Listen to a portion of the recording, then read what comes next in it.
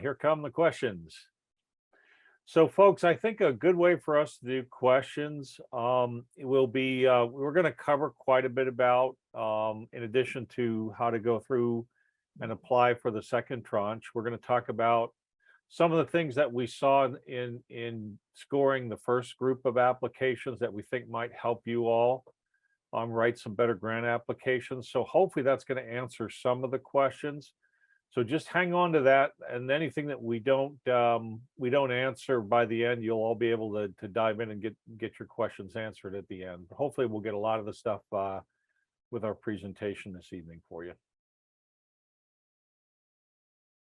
All right, Steve, well, you call the ball when you think we should start. Oh, I'm ready if y'all are. So, Mike, you ready to go? I'm ready. I'm sitting down here in my man cave tonight. So, and you can go ahead and tell everybody this is being recorded, as you saw when you came in, and we will be posting this on the ARRL YouTube channel. Probably not till tomorrow. I have an ARRS meeting after this one, so it'll be a late night. So it'll probably post tomorrow at some point in the morning. Like I said earlier, if you could put your questions in the question and answer box on the side, but I would ask if you would wait till near the end, because a lot of these things that are being asked are going to be addressed in the discussion. And on that, I will kick it over to Fred and Mike. And all righty, great. Well, welcome everybody. I'm Fred Kemmer, AB10C, New England Division Director. Mike, do you want to introduce yourself? Not that you need any introduction. Oh, well, it's always the same, Fred. Mike Walters. I'm the Field Services Manager at ARRL. I'm Whiskey 8 Zulu Yankee. And this is our second round of club grants, our second tranche, a new word that I learned this year, by the way. And I have spent the entire day today working with our administrative assistant on the grants and getting the grants from round one ready to go out. So we're ready to move on to round two. Very good, Mike. That's exciting. We have a presentation to go through here to share some information about how all this is going to work. So Steve, if you could bring the presentation up and share it, we'll get into it. All right. The club grant program is supported by the ARRL Foundation and work jointly between the foundation and our team at headquarters, as well as a whole cadre of volunteers that really make the program go. Let's go on to the second slide. So just a little bit of a recap. We are very fortunate to have ARDC having funded the ARRL Foundation for $500,000 in grants. We're working to go through 2 rounds of awards that will occur in 2022, with the second tranche, the one we're going to talk about tonight, probably going out with final notifications and checks and so on in January 2023.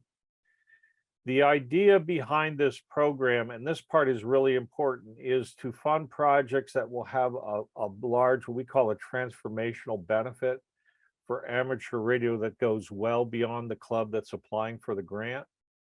We'll talk a lot about what that means as we go through this evening, but priorities include training and getting new people in the amateur radio, getting existing hams more active and building new skills, and creating public awareness and support for amateur radio.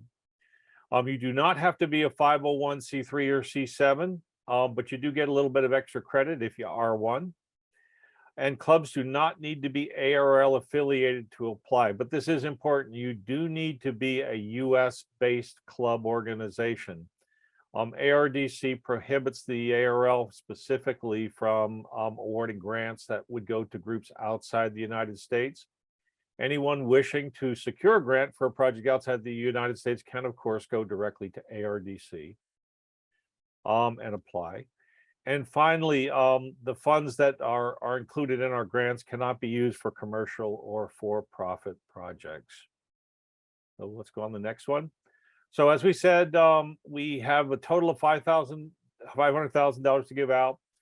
We got approximately $1.7 million worth of applications for tranche one. It was a total of about 128 applications, I believe. As we said, we awarded about half the available funds, some $270,000 as part of the first round of grants. And we're now into the beginning of the second round, which we're going to talk about tonight. The applications will be live or are live right now. So everybody's in a position where they can apply. And the deadline is 7 p.m. Eastern time. Pay close attention to the 7 p.m. Eastern time on November 4th. And the folks that submitted applications in round one and didn't get a grant are encouraged to strengthen their applications and reapply in round two. So we talked about the importance of having projects that we kind of call transformational. And that's kind of pretty much the top set of priorities we're using to select grants for awards. So what does it mean to be transformational? You've got to have real plans to have an impact with your project well beyond just your club. Training and ham development are very important priorities, as is amateur radio-based STEM learning and outreach to young people, building public support for amateur radio, and other projects that will benefit the amateur radio community as a whole beyond your club. Now, the way we judge these is we score them through a system that we've set up to look at the various aspects of your application and the templates that go with it to get a score for your transformational element in your project. And then we have a second set of scoring that we do to look at execution capability to confirm that you have a good plan and the necessary processes and management techniques in place to actually execute your project, operate it, and sustain it, and most importantly, to leverage it to get those transformational impacts that we're seeking. The folks have asked us, well, what kinds of things can we get grants for? Well, these are some of the categories that we're hoping to see grants in, and in fact, I believe we've awarded grants in round one in most, if not all, of these categories. Obviously, programs that get amateur radio operators beyond your club on the air and active are top priorities. Helping the community, amateur radio community at large, develop new skills and learn how to do new things is important. Projects providing STEM learning through amateur radio and outreach to young people are great opportunities to have a transformational impact. MCOM and public service are good projects if they provide training well beyond the club that's applying for that type of grant. Again, we're looking for transformational impacts. And while we're talking about this transformational impact beyond your club, it's very important to have specific targeted plans for training and community benefit beyond your immediate group. And we'll talk a little bit more about that in a minute. RFI problem assistance and resolution is a priority. Some teams are looking at doing projects to help the amateur radio community there. Projects that will better utilize our UHF and above spectrum are top priorities. Here's another area where there's an opportunity if the impact is broad, and that's for club stations. But again, you need to have specific plans that target and benefit people beyond the immediate group applying. And then lastly, we have a class of grants we call club revitalization grants. These are limited to $2,000 that are helping clubs who are struggling get kind of a restart to get themselves on track and healthy again. So I know folks have, probably some folks that didn't get a grant in round one have questions about, well, what didn't I do right? What can I do better, et cetera. So given the number of applications, it's pretty hard for us to answer all those individually. So what Mike and I and the decision committee did is we tried to put together a set of bullets on these next two charts that will cover some of the main things that cause folks to come a little bit short of the goal line in tranche one. Some of this stuff is pretty basic. It's very important that you fully answer all the questions on the template and you fully complete your budget and project plans. If we get a grant that doesn't answer some of the questions or completely or is missing stuff, those grants will typically not be able to score high enough to make it over the goal line. You should take some time and read the questions and the material in the templates that go along with the application carefully and make sure you fully answer everything in the templates. Avoid using your own documentation in place of the questions, or the templates are set up for trying to score and rank the grant applications relies on all of the questions to be fully answered. So when you use an alternative way to do that, you really make it very difficult for your application to do well. This second point is probably the number one thing that held some of the applications back.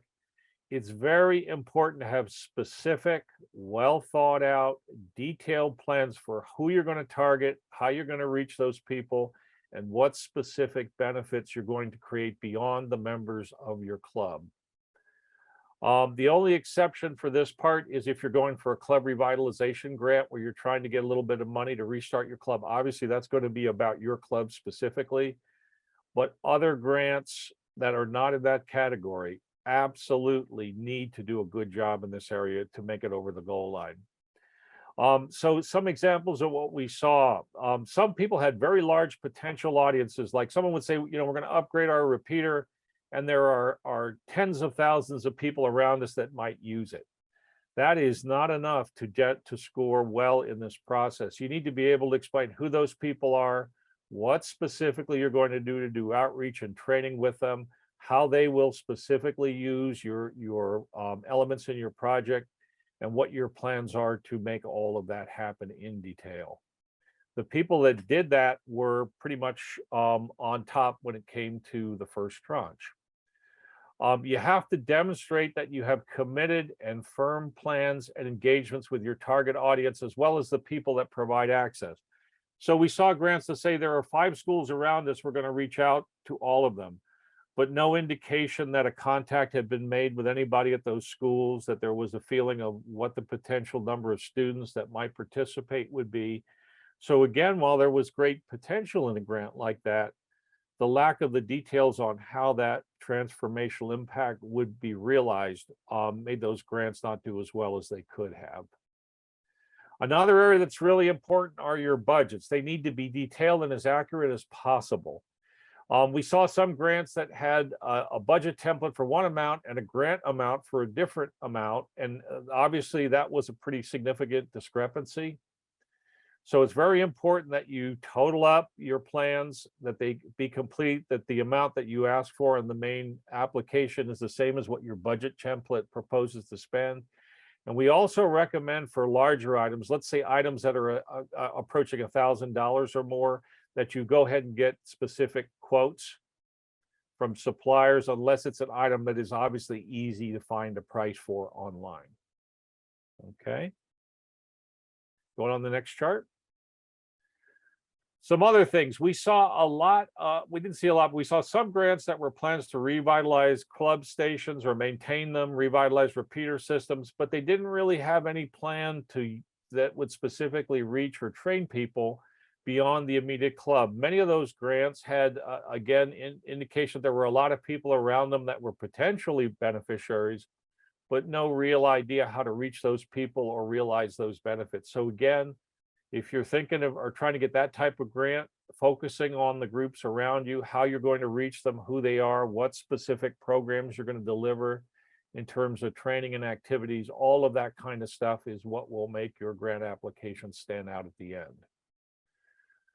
Diversity is another area where some grants fell a little bit short. Many folks answered those questions to say, we welcome all folks around us. Some of them even identified the fact that they were in situations where they had significant underserved communities around them, but very few applications actually had a plan to do outreach work and activities in that community. So again, that's an opportunity if you submitted a grant in round 1 and didn't get over the goal line, to strengthen your application and reapply. There were a few grants that had things that we just were not able to support. So for example, we saw some grants that were proposing to pay stipends or fees to volunteers, hire consultants, purchase advertising. These are generally things that we're not in a position to do grant funding for. So if your project involved those sort of things, you may want to look at different ways to do them, because they basically are non-starters as far as ARRL club grants go. Another area is, and this is something that ARDC specifically prohibited the ARRL from doing, we can't have grant money flow directly back to the ARRL. So for example, while you might do a great job with a licensing program and say you're going to give out free ARRL memberships to people who you license, a grant proposal that does that, basically we cannot fund. Now, the key thing here is directly flows back. So for example, if you're going to license a whole bunch of people and you think some of those people might become ARRL members, that's okay. What's not okay is for you to use the grant money, for example, in that case, to pay for the ARRL membership. Okay. Also, there is a hard limit of $25,000. $25,000, a grant for $25,000 and $10 we cannot fund. So please make sure you don't go over that limit. And then lastly, I mentioned this before, we are not allowed to fund projects outside the that are going to be delivered outside the United States. If you have a project like that, you can go directly to ARDC with your grant application to see if ARDC might want to fund it directly. But the ARRL can only fund projects whose scope of execution is inside the United States. Okay. All right. So hopefully that answers some of the questions about how you can improve your grant application. At this point, I'm going to turn it over to Mike to talk about club revitalization and how the process will work in Tranche 2. One thing I want to touch on, Fred, you just mentioned that the hard limit is $25,000. We made the decision because of the response, and because of the limitations in the amount of money that we have, and because of the number of very, very good projects, we made the decision not to do any partial grants. So if you have a grant that's, you're looking for $38,000 and you say, well, if you'll just give us 25, we'll work on, we're not going to do that. It's one of those very simple things that we made a decision not to do partial grants. Okay, let's move on. Club revitalization grants. This is for those clubs that COVID may have hit very hard. Many of us in the amateur world, we know some of us are getting a little older. I mean, this beard is not an attendance award. It means I've been around for a long time. And a lot of our club members are that way. So the Club Revitalization Grants is a program that's specifically designed for clubs that are having some severe challenges.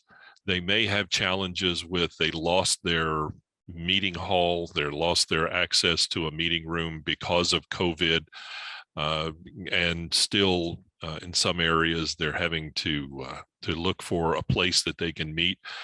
The revitalization grant is designed to help them out. Maybe it's to pay $50 a month for them to have a place to meet at a local restaurant or a local meeting hall. Things like that. Create club activities is another one. This is something that, one of the big things here, and I live in Connecticut where headquarters is, a big thing here in Connecticut is there's a whole group of fox hunters. Well, fox hunting actually takes a little bit of technology. You have to have foxes and you have to have people out there with antennas and things like that. So creating activities like that may need a little bit of funding. Plans for sustainability funding. What we don't want is for someone to say, okay, we got a grant to revitalize our club, and 2 years down the road, they come back and say, we need another grant because the first one we got is running out. You need to have ways to become independent yourself.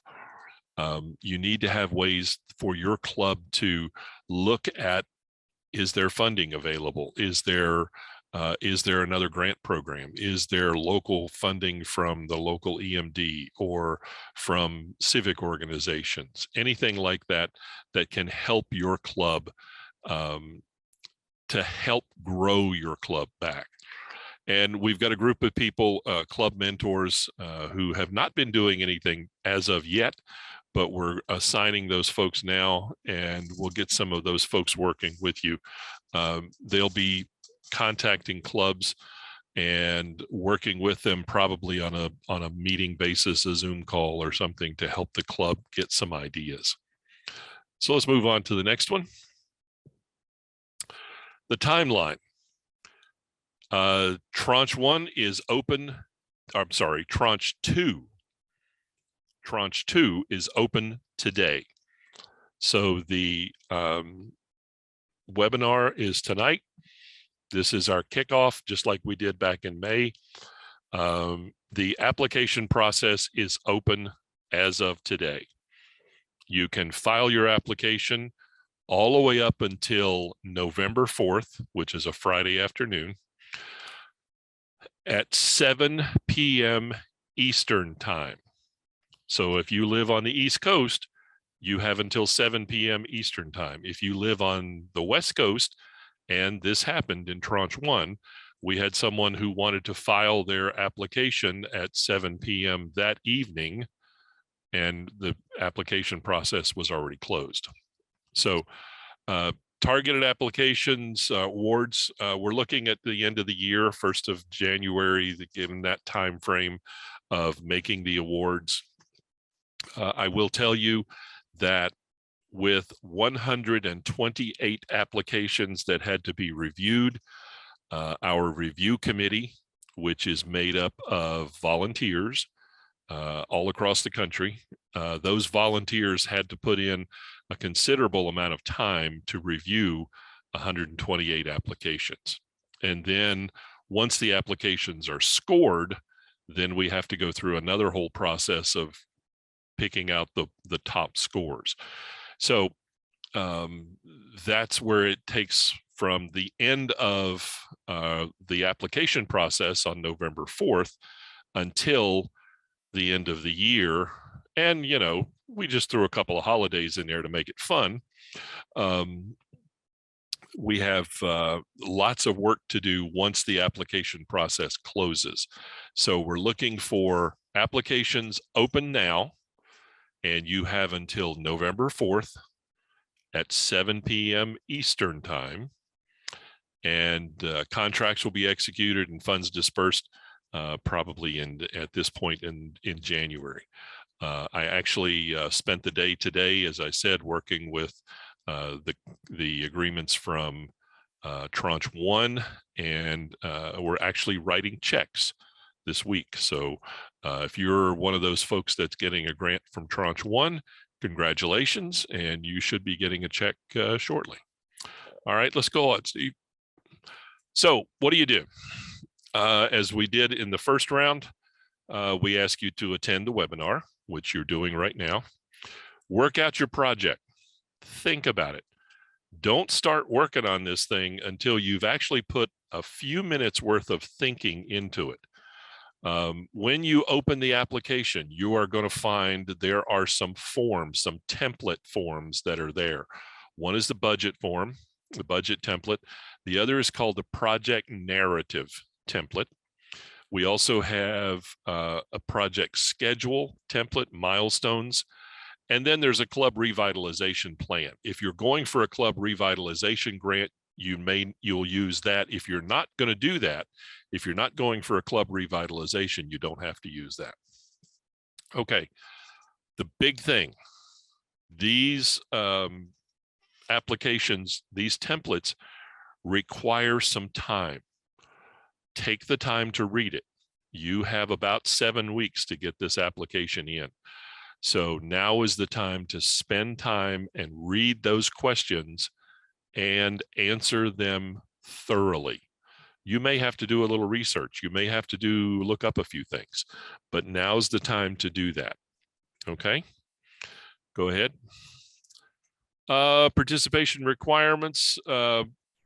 Once you are awarded a grant, we're going to ask you to tell us what you're doing with it. Now, this is not, we're not going to show up and say, okay, you got so much money. Where did you spend it all? Show us your receipts. That's not exactly what we're going to do. But you may get a call from a section manager or a division director or vice director and say, hey, how's things going? We want to hear about your grant. We also want you to share media. So if you're doing a project, take pictures, do videos, and let us use it. We want to use this on ARRL to help promote your club and help promote this program. Okay. Now, again, remember, you cannot use this for any commercial or profit-making activity. This is, even if you are not a 501c3 or anything like that, you cannot use this grant money for a commercial program. You also cannot use it to generate income beyond operational funding of your project. So keep in mind, whatever you plan on doing, we had one gentleman, I think when we were in Dayton at the Hamvention, came up and asked me, he said, we want to put up a remote station and then sell memberships to it. And I said, absolutely not. That way you're creating a commercial activity out of what you're doing with the grant money. So you can't do things like that. And then you will execute a contract, and there's it's not a 47-page written by 3 lawyers and an accountant. It's a very simple. It is 3 pages, but it tells you this is what we want you to do, and it talks more about the requirement for reporting and things like that. So there is an agreement to sign. We have been doing that for the last couple of weeks with Tranche 1. So it hasn't turned out to be a big issue for us. Okay, let's go on to the next one. So these are the important links. The first one has not changed. ARRL.org/club-grants. I'm sorry, club-grant, no S, club-grant-program. Oh, back up. There we go. And then that will be the page where you can go that will have this link to the application. It will have the other stuff on there. There's also an instructional video that was done by the folks at Ham Radio 2.0. It's still up on YouTube. You can go to their website, go to their channel on YouTube and see it. He walks through what you need to do to fill out the application. Now, this is only the application on Kaleidoscope. He talks about the templates that are there, but he does not walk through filling out the template. You'll have to go through the template, read the questions, and answer the questions yourself. And then, of course, the link to the new application. Now, if you did something in Tranche 1, there is a different link to the new application. So all of the applications that were received in Tranche 1 are separate from Tranche 2. There is a different link, and Steve has already posted that in the chat so that that's available to you. It will also be on that ARRL.org Club Grant Program website, and you'll be able to find it there. And you can send questions to clubgrants@ARRL.org. Those come to me and a couple of other folks, and we'll try and do what we can to keep up with questions. Generally, questions come in, like for instance, I expect within the next week or so, we'll get a number of questions, and then it usually drops back off, but that's a good resource for you to use. Next question, quick Q&A. Any comments, Fred, before we move into answering questions? No, I think we pretty well covered it. Hopefully, Steve, you can help us out by working through the questions and aiming them at either Mike or me. Absolutely. All right. So first off, we have several of them from Jack. The first one you already took care of. Yes, you do need to address all the parts of the narrative. The Williamsburg Area Amateur Radio Club is preparing a very ambitious project that includes several related projects. Would it be best to submit one that addresses it all or four separate smaller ones? Yeah, we've gotten this question a few times. Jack, thanks for asking it. It's a great question. I think what you have to ask yourself is, are your projects truly independent?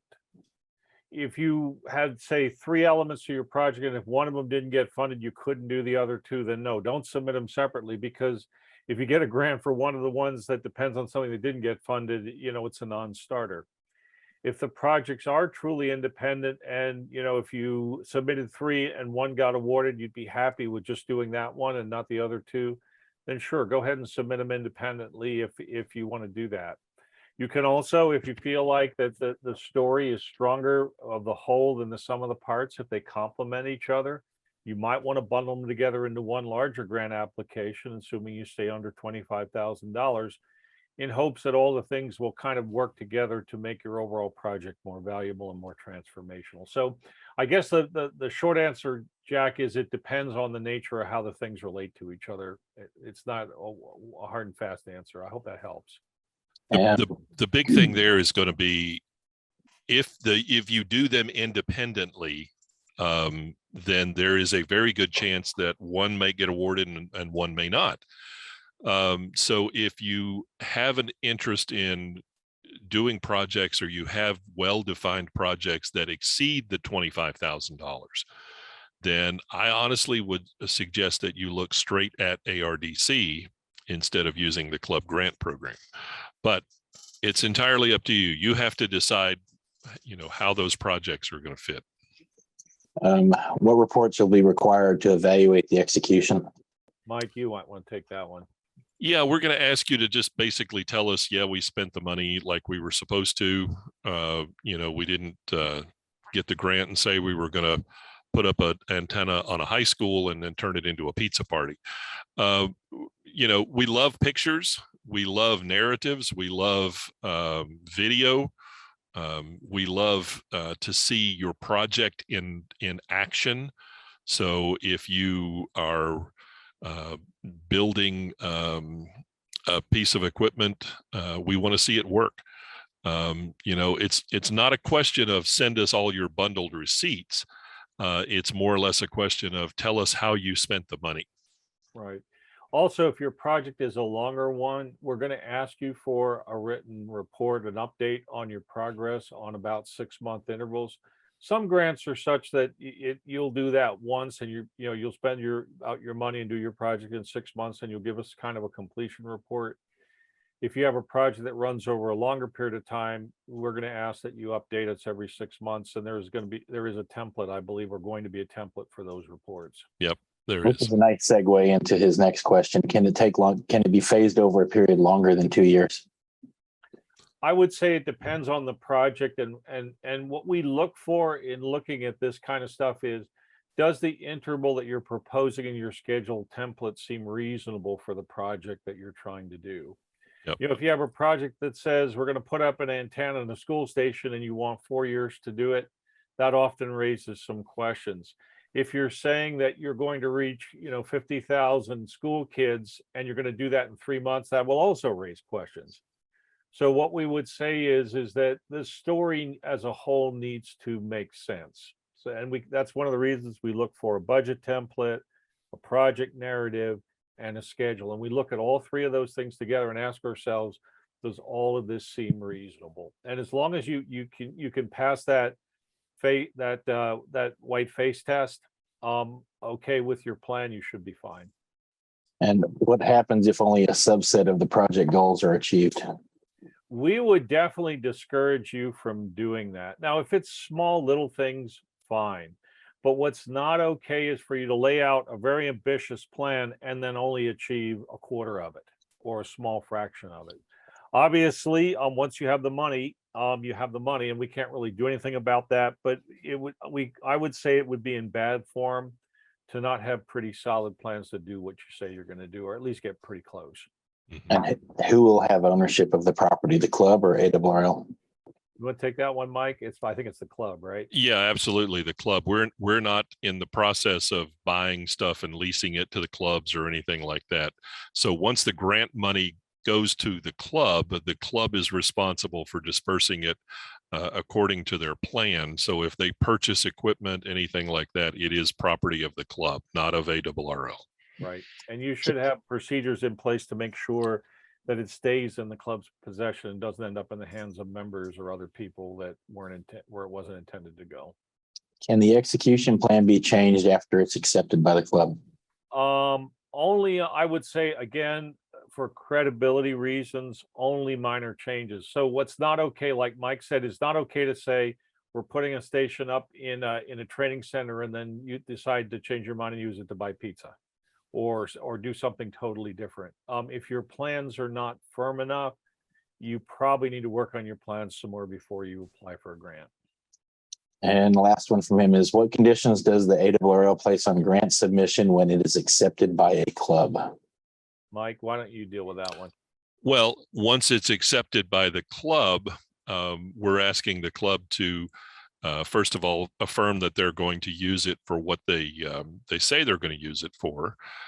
Second, there's the reporting function, and third, the big ones are things like the media release, so that we're asking clubs to give us pictures, give us video, things like that. So those are the biggest things that we're doing. The agreement, as I said, is not written to be one of those we're going to beat you over the head with it. It's just more or less a standard simple agreement that says we're going to give you a grant and this is what you said you're going to use it for. People are asking if there will be examples of successful grants provided so they can. It's the challenge to that is, quite honestly, is privacy. If we were to publish the successful grants, we could be violating the privacy of the club itself. And some clubs may not want folks to know what they're using that money for, depending on what the project is. So we're actually looking at that. This has come up several times already in the last few weeks of, can you tell us, who got money and what are they going to use it for? And the simple answer to that is privacy rules in today's world. And remember, we're dealing across the entire country. It doesn't allow us to do that. We have published the names of the clubs that did receive grants, but that's all we can do. Yeah, one thing that you could do is if someone at one of those clubs, feel free to reach out to them and ask them about the grant they had and see if they'll share some information with you. If the club decides, or the right people there, they want to do that and talk about their project, that's their decision and that's perfectly acceptable. We're just trying to respect the privacy of the people that submitted the applications and let them make that choice, not the ARRL. Yep. All right. I'll answer this next one if that's okay. Raymond wants to know who to talk to about with school administration. Give me a call or drop me an email, Raymond. I will gladly step you through that. That's in my wheelhouse. I posted a video on our YouTube channel about how to approach and discuss these things with schools. So just my emails, my call sign at ARRL.org. I'll gladly deal with that. Why don't you deal with Lee Smith's question? Because I think there's some confusion. Hang on, let me scroll back up and find that. The order's jumbled. Partial grant. I got it. Yeah. It's not really true about not awarding partial grants. You have awarded a grant to a club that said the grant would not pay all and they would pay $7,000. I think you should restate your premise here.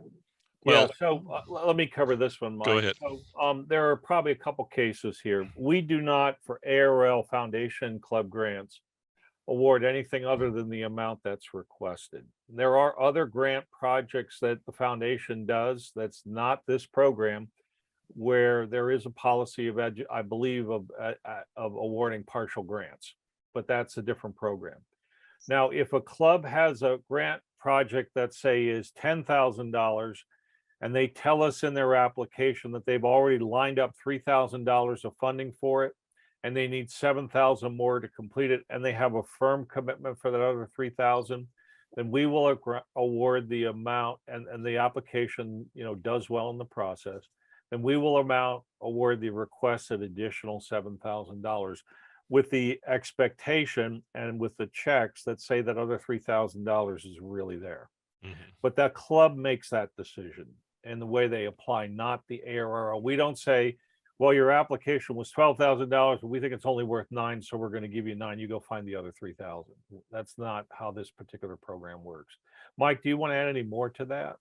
No, that explains it very well. It's we're going to award based on a grant application that we accept. We're going to award exactly what they ask for. We're not going to say, like you said, you asked for 12, we're going to only give you 9. Now, the ARRL Foundation, which, as Fred said, is an entirely different program. The ARRL Foundation grants, which are very limited in, I think the maximum is $3,000. There is a way for them to award partial grants. And there has been some confusion about grants that were made recently because there were some partial grants given. We don't do that. The club grants give exactly what's on the application or not. We don't do partial grants. Thanks, Mike. Let's deal with Charles' question about feedback. That's the one right above Lee's. Could you go ahead and tee that one up, Steve? I'm just trying to make sure we deal with some of the Yeah, I thought you had already addressed the feedback and why we didn't individually go through. So, all right, let me just say a little bit more there. So Charles, this question comes up a lot, and I know everybody that submitted applications worked very hard, and I'm sure if you didn't get a grant, you'd like to know why. With 128 grants, to go through and provide detailed feedback on every one is just not within the scope of the number of volunteers we have to work on this. What we've tried to do through the chart material tonight is go through some of the top reasons that the grants that we scored and evaluated didn't make it over the goal line. So what I would suggest to you for start with is sit down with your club's grant application and that list and ask yourself, did we have problems with any of the 20 things that were on those two charts? Did we miss out on this point or that part? Could we do better on some of these things than we did? And what I would say is go back and strengthen your application in the areas that your sort of self-critical evaluation tells you where could have been stronger. Maybe there was more to your plan there. You just didn't talk about it in the application the first time. And that will probably give you your best chance of getting over the goal line. I know it would be nice if we could sit down and have a debrief with every single group and explain to them all the ins and outs, but it's just not practical for us to do that with the limited resources we have to support this. If a club got a grant under Tranche 1, are they eligible under Tranche? They say under Tranche 1, but I think they mean under Tranche 2. I don't know that we have any restriction on that. Obviously, we're going to try to favor clubs that haven't gotten a grant yet. So, I would say, if you have a second project and you think it's really strong, give it a shot. But also be aware that we had a lot of good applications that if we'd have had $1 million, we'd have probably spent 500,000 of it with the quality of some of the applications we had in Tranche 1. So be aware that, getting a second one of these is going to be pretty challenging. And we also want to make sure that everybody who applied in Tranche 1 and didn't make it takes a second shot, because honestly, if we would have wanted to not have a Tranche 2, which we decided against because we committed to have a second tranche, we know there are clubs out there that held their applications off to work on them more. For Tranche 2, we didn't feel like that awarding the full amount in the first tranche was an appropriate thing to do. But had we decided to do that, we had enough good applications that we could have done that in good conscience. So what I would say is strengthen your application, resubmit it if you feel like you've definitely got some good transformational content. And many of you will find, I think to your pleasant surprise, that you will probably get a grant in Tranche 2, at least till the money runs out. One of the things that has come up, and this question I've heard a few times in the last couple of weeks, is if we applied in Tranche 1, do we have to completely reapply in Tranche 2? And the answer to that is yes. Unfortunately, we cannot take anything that was applied for in tranche one. We can't take any of the paperwork. I'm hoping that you have copies of most of this stuff, but it's simply to make things fair for everybody that is applying. You do have to reapply, and all of the grants will be scored individually. There's no extra credit for being from tranche one into tranche two. All grants will be looked at individually. So I did see a question there a moment ago about they've already gotten a check and they want to know where to go to fill out the agreement. Yeah, that was the next step. Yeah, if you've already gotten a check, you did not get a club grant. Because you may have gotten a grant from the foundation grants, but there have been no checks mailed out yet. We're hoping to do that either the end of this week or the first of next week. But if you have gotten a check, you don't have to. I'm sure that you may have gotten a letter or something that goes with it that says, here's the money you got. But there's no link for you to go to. How do they confirm that they did not, in fact, get a grant? There was apparently some confusion on who the contact person was. Probably just call y'all. Send an email to grant or club grant at ARRL.org. Club grants. Everybody had the contact person on all the grants, I believe, have been all notified, Mike, right? Yep. Everybody who received a grant has been notified. Of the 24 grants that we awarded in the first round, we have already received paperwork back from 22 of them. So we know that pretty much everybody out there has been notified and everybody knows what's going on. Unfortunately, there was 104 applications that did not be awarded a grant, and we did send emails out to the person who filled out the application, the contact person. But unfortunately, if something was confusing,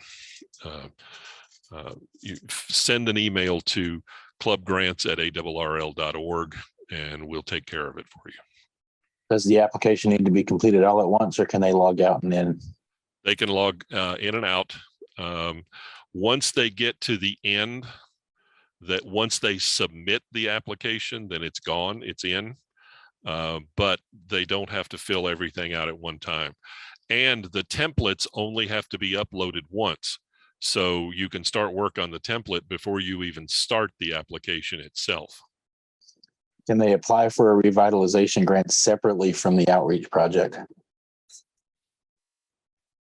You mean separately from a different grant? Yeah, so it sounds like they want to do a small $2,000 revitalization one and then a larger, more transformative. I will say this. If your club needs a club revitalization grant, then you probably don't need to be looking at other larger grants, because one of the stipulations to getting these grants is the ability to actually do them. So if your club has the need for a revitalization grant, then you may not want to look at larger projects until you get your feet back on the ground. But there's nothing stopping you from doing that. But all right, so this one's a three-part. You've already answered two parts, but what's the range of grant scores that were funded in round one? It's probably a Fred question. Yeah, well, so I believe we funded 24 grants in round one. 3 or 4 of those were small grants that were revitalization variety. The rest were larger projects. We are not in a position to share the scores, but there was a wide range of scores from the top to the bottom in just about all categories. And what I'll tell you about the scoring, obviously, if we disclose that algorithm, we run the risk of people writing grants to try to, match the algorithm. So we're not going to be able to do that. But what those scoring do is we take each application, 3 separate people independently score each grant application. And we all spend upside of well in the range of hours on each one to make sure we've understood it, that we compare it against other things, that we're applying the criteria consistently. Those scores get averaged and they come up with and rolled up with a weighting system into a combined score on 2 dimensions: transformational scope of the project, which is the primary number we use to rank the grants, and then execution capability, which is an important factor, especially for larger grants, in order to receive an award. Okay. The other thing that's inherent in the scoring process is that everybody on the scoring committee goes through a step where they recuse themselves from being involved in the scoring in any club that they're directly associated with or have provided, support for, so that we don't have any conflicts of interest.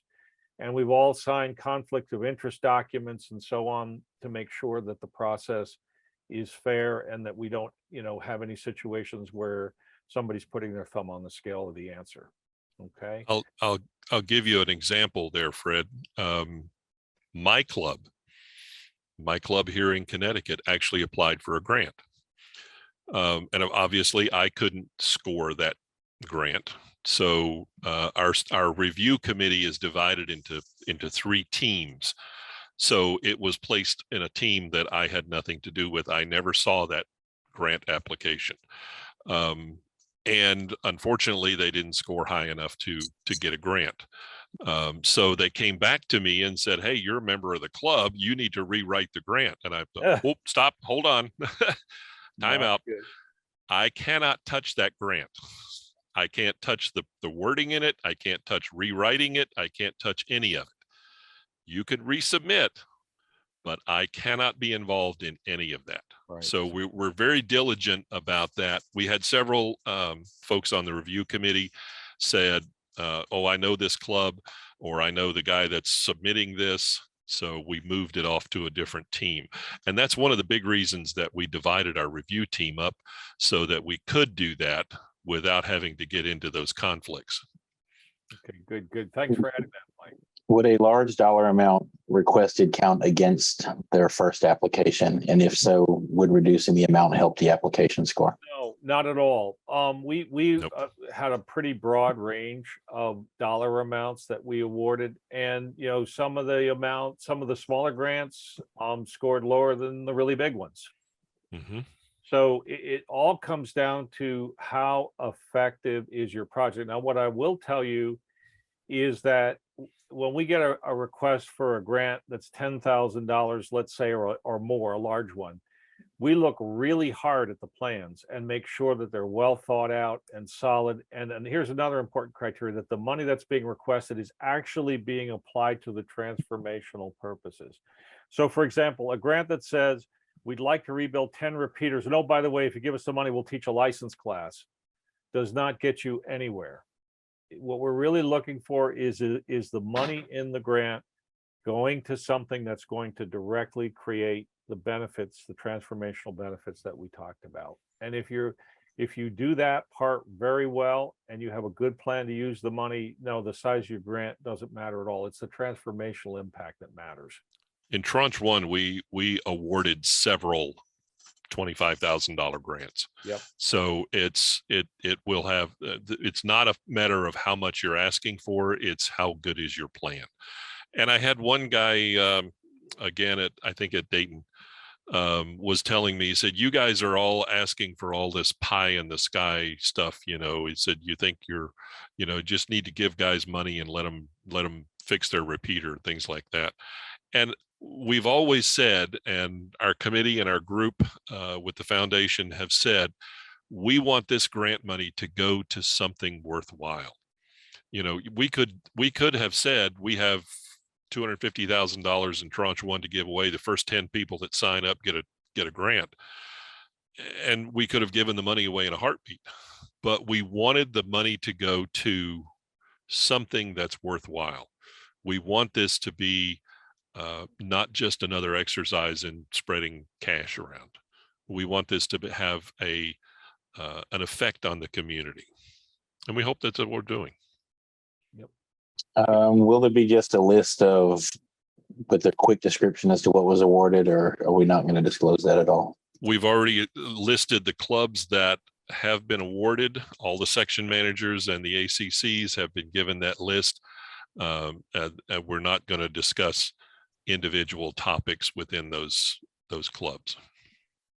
Will becoming well, you mentioned being a 501c3 would help. They're not a 501c3. Do we recommend they take that step? Yeah, let me take that one. So a 501c3 status helps a little bit with the execution side of the score, because to be a 501c3, it demonstrates that you have some reasonable accounting and financial control procedures in place. And that helps your application a little bit. Would I recommend that just to get a club grant, you become a 501c3? Probably not. It's not going to make that much difference that it's worth it. What I would tell you is, if you're a club independently of the grant and you want to raise money for projects, it helps to be a 501c3. It helps you from a tax perspective, and more importantly, it helps your status as a credible place to donate money to. You could take advantage of things like Amazon Smiles. There are many charitable groups out there that will award money to 501c3s if you ask for it. So if you think you're going to be going down a road with your club where donated money is going to be an important part of your future, that's probably your case to become a 501c3 or one of them.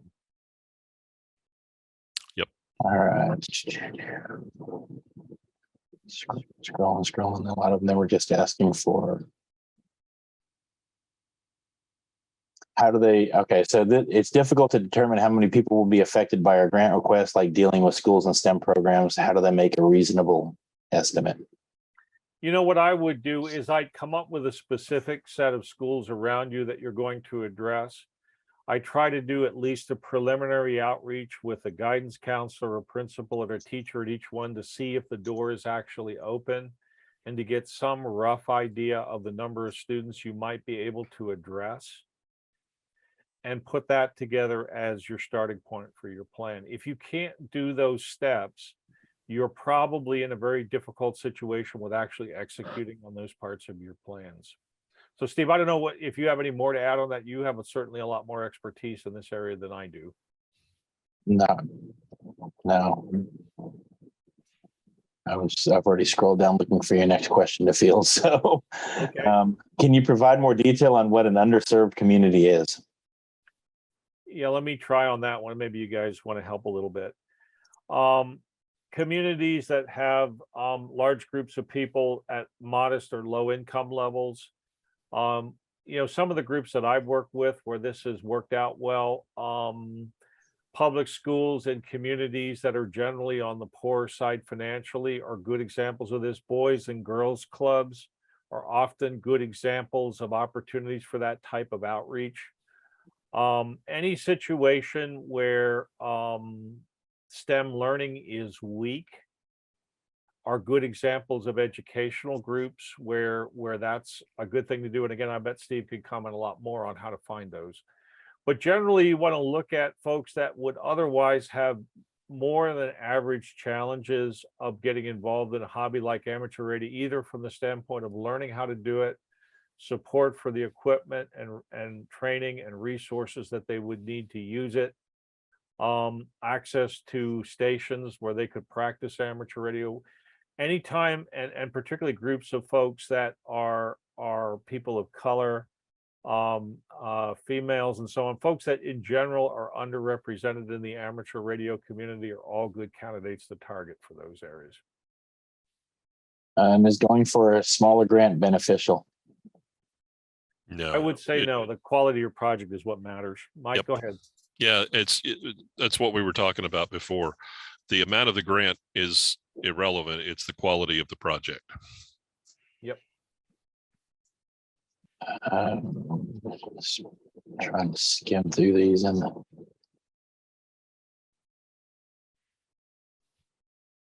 the URL for the foundation grant program. I'll drop that in there, Donna, as soon as I get to the next one, as my next meeting starts.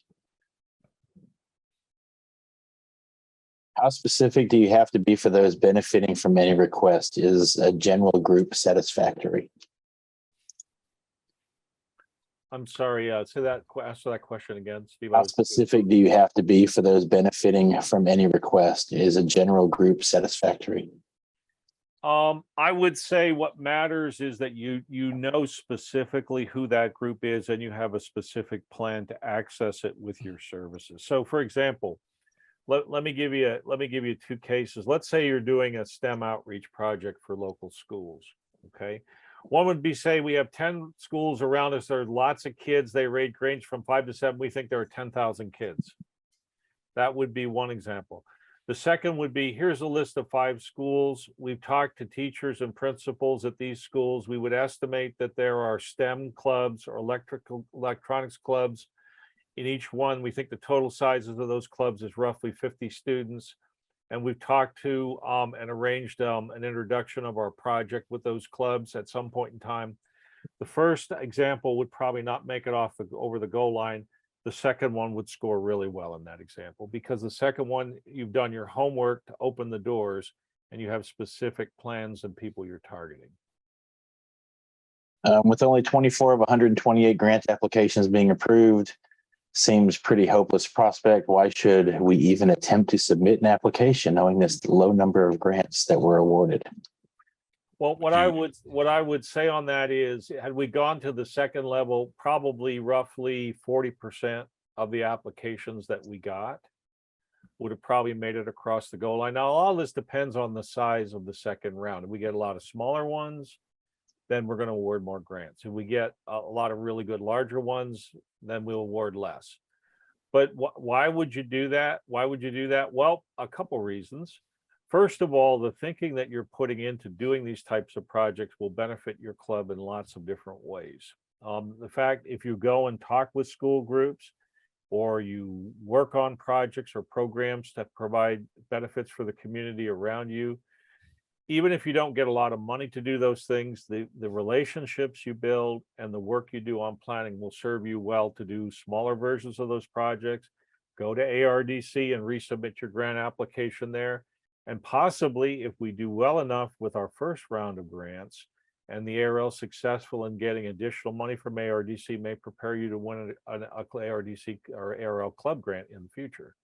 So, you know, in my humble opinion, the effort that you put into thinking about how your club can do transformational work to benefit amateur radio and the people around you is never wasted effort.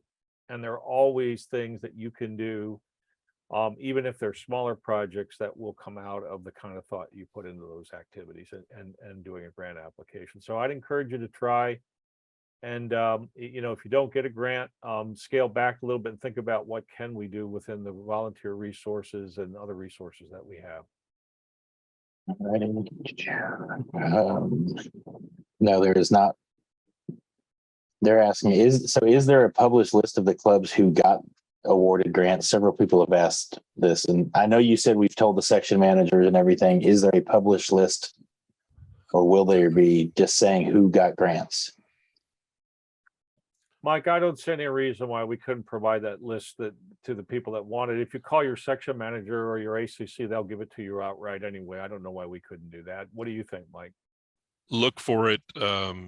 At this point, unless I'm told no, I'll put it in the next edition of Club News, which will come out on September 20th. There you go. There you go. Way the entire list will be published. It will be this club in this town, and that's all that's going to be on it. There's not going to be any details of what this club got. So might ARDC consider giving more money to ARRL if we show we can make good use of these dollars? Absolutely. We've had that conversation. David Minster and others have had that conversation with RDC, and that is exactly what they're looking for. And that's also one of the reasons why it's so important that we focus on this transformational element, because we believe that that's going to be the primary criteria that ARDC is going to use to see if we actually achieve those results, to decide whether to give us any more money for this kind of work or not. Yep. Is requesting funding to pay instructors forbidden? Yes. Will this slide deck be made available? The presentation will be on our YouTube channel, but the slide deck itself. Mike, I don't see any reason we couldn't publish a link to a PDF of this So slide. yeah, I'll make this a PDF then, and I'll link it off of the YouTube. So if you go to the YouTube channel, it'll be in the description. Very good. Like I Yep. said, that won't happen until tomorrow at some point. Clearly, the transformational goals require many, many, many volunteer hours. Grant support to support the transformational goals must be limited to hardware. Cannot be purchased. Professionals. Does it make sense to limit cash funding for hardware vendors only? So No. it sounds like that. No, because this is also transformational. We think of training programs where new hams are taught what they need to pass the license exam. That's not hardware.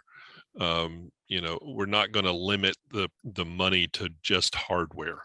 We use it for other things, outreach programs, STEM programs, things like that. The key things that we don't want to do is we don't want to pay volunteers. That's not in the spirit of what volunteerism and amateur radio is about.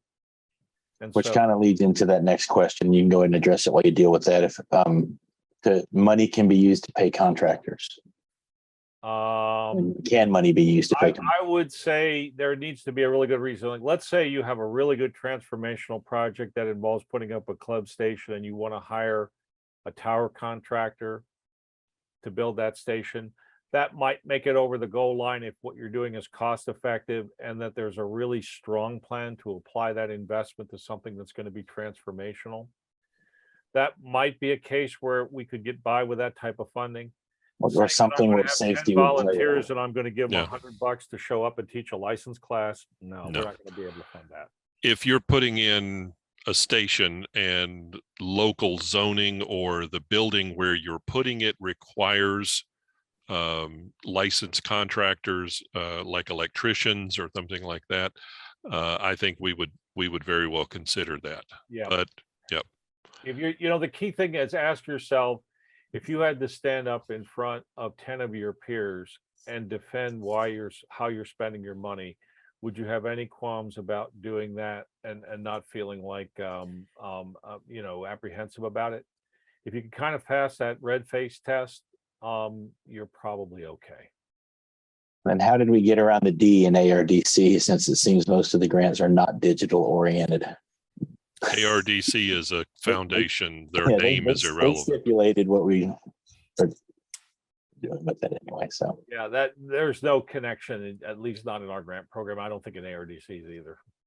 So, and that takes me to the bottom. Like I said, I will have this posted tomorrow on our YouTube channel, along with the PDF, a link to the PDF for the slide deck.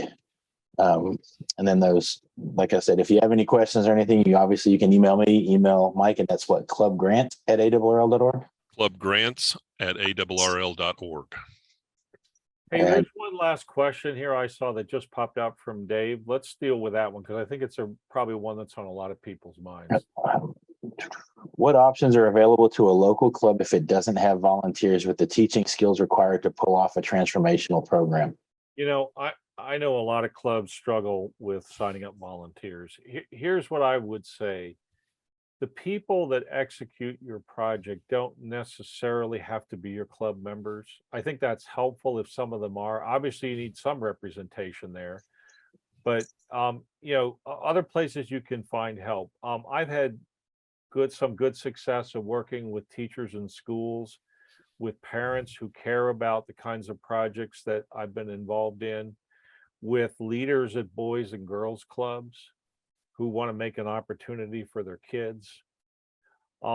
Folks in some emergency communications groups, CERTs and so on, will bring some volunteers to help with certain kinds of projects. So be creative. It would be my advice to you. Find people who believe in what you're trying to do, and don't be bashful about asking them to sign up to help you. I think you may be surprised.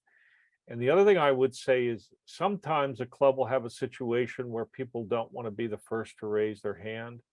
But if you can line up 2 or 3 outside volunteers that want to help and get a project going and get some funding for it, many times some of the folks in your club will join in and help you and want to be part of what will be a success. So, the best thing, I know, getting volunteers to spend their time and energies on these kinds of things is a challenge. But don't get held back by your initial attempts in your club if it doesn't get there. Be creative and look a little bit beyond. The money and the work that you do can oftentimes benefit a lot of people in very significant ways. And there are always people, if you can find them out there, that want to help with projects like that. I'll go ahead and address. Dave's got a follow-up question. That it's difficult to recruit teachers with no option to pay them. I've taught many a class for free.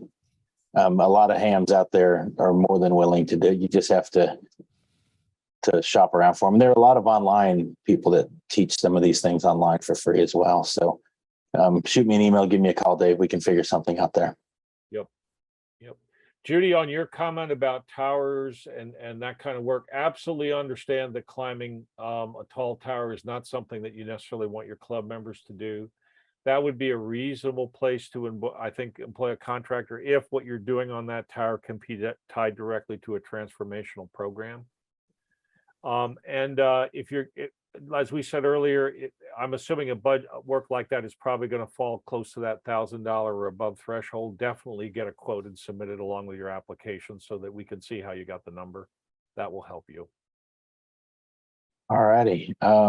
We don't really have any information as to what the likelihood of future funding for. Nope. We have no idea. On what we told you, which is ARDC is looking for how well we do with the transformational projects that we fund. Mm-hmm. All righty. Well, that brings us to the end. Like I said, guys, we'll have all of that stuff posted on the YouTube channel or linked off of it tomorrow. And you've got our email addresses. So that brings us to a close. So 7-3, everyone. Thank you, folks, for all your hard work on the grant applications. And we wish you the best of luck with your projects. Thanks, everybody.